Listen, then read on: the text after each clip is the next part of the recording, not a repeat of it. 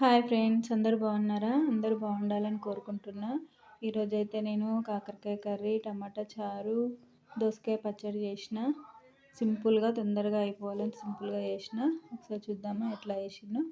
నేనైతే ఒక 1/2 కేజీ కాకరకాయలు తీసుకున్నా. కాకరకాయలు తీసుకొని ఆ పైన పొట్టంతా గీరేసి ఆలుగడ్డకి ఎట్లా గీరుతామో అట్లా గీరి రౌండ్గా కట్ చేసి పెట్టుకున్నా. ఒక 1/2 అవర్ ఉప్పులో కాకరకాయలు నానబెట్టి బాగా పిసికిన. ఇట్లా నురుగొచ్చేటట్టు పిసికి 2 టైమ్స్ కడిగిన. 2-3 టైమ్స్ కడిగి ఇంకా ఫస్టే ఆయిల్ పోసి ఫస్టే కాకరకాయలను కొంచెం వేయించుకోవాలి నూనెలోనే. ఒక 5 మినిట్స్ నూనెలో వేయించుకున్న తర్వాత కాకరకాయలని అందులోనే కొద్దిగా బెల్లం వేసుకోవాలి, ఎందుకంటే చేదు ఉండకుండా. బెల్లం వేసుకున్న ఒక మీడియం సైజ్ ఉల్లిగడ్డను కట్ చేసుకొని వేగుతున్న కాకరకాయలని వేయాలి. అందులోనే పసుపు, అల్లం వెల్లిగడ్డ వేసి మగ్గనియాలి. అందులోనే కల్యమాకు, ఉప్పు కారం ఇట్లా వేసుకున్నాక ఒక 5 మినిట్స్ మగ్గిన తర్వాత కొంచెం అడుగు అంటినట్టు అనిపిస్తే కొంచెం వాటర్ పోసుకొని మగ్గనియాలి. వాటర్ పోసుకొని కొంచెం దగ్గరికి అయ్యేంత వరకు కొంచెం ఉడికించాలి. ఉడికించిన తర్వాత పైన కొత్తిమీర చల్లుకొని పక్కకు తీసుకుంటే సూపర్ టేస్ట్. కాకరకాయ చాలా చాలా టేస్టీ ఉంటుంది. చేదైతే అస్సలు ఉండదు ఇట్లా మాత్రం చేస్తే. ఎక్కువ ఆయిల్ లేకుండా సింపుల్గా తొందరగా చేసుకోవచ్చు. మా ఇంట్లో మాత్రం ఏ కర్రీ చేసినా పక్కన చారు మాత్రం ఉండాలి. ఇంకా ఈరోజు నేను టమాటా చారు చేద్దామని చేస్తున్నా. టమాటాలు 5-6 తీసుకొని చింతపండు వేసి ఉడికించి రసం తీసి పక్కన పెట్టుకొని ఇంకా పోపు చేస్తున్న టమాటా చారు.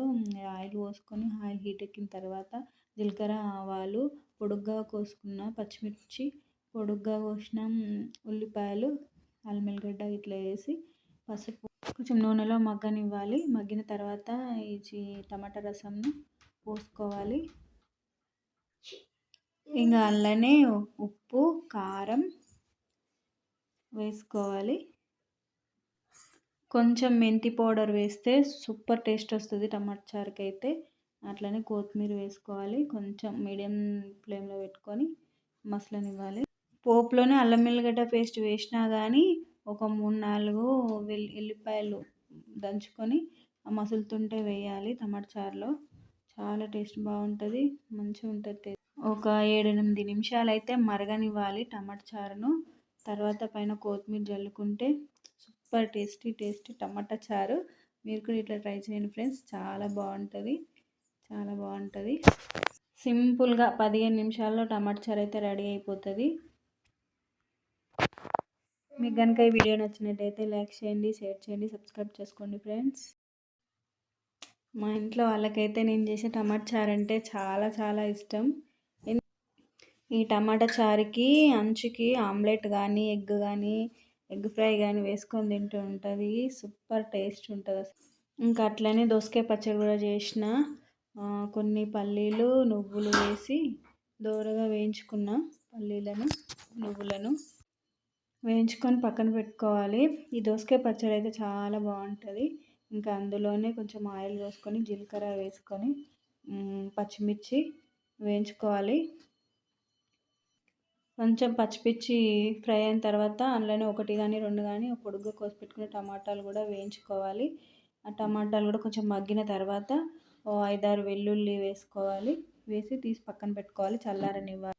ఫస్ట్ పల్లీలు, నువ్వులను మిక్సీ పట్టుకోవాలి. అది కొంచెం పౌడర్ అయిన తర్వాత అందులోనే ఈ పచ్చిమిర్చి, జీలకర్ర వేసి టమాటా వేసి మగ్గించినాం కదా, ఆ తర్వాత అది మిక్సీ పట్టుకోవాలి.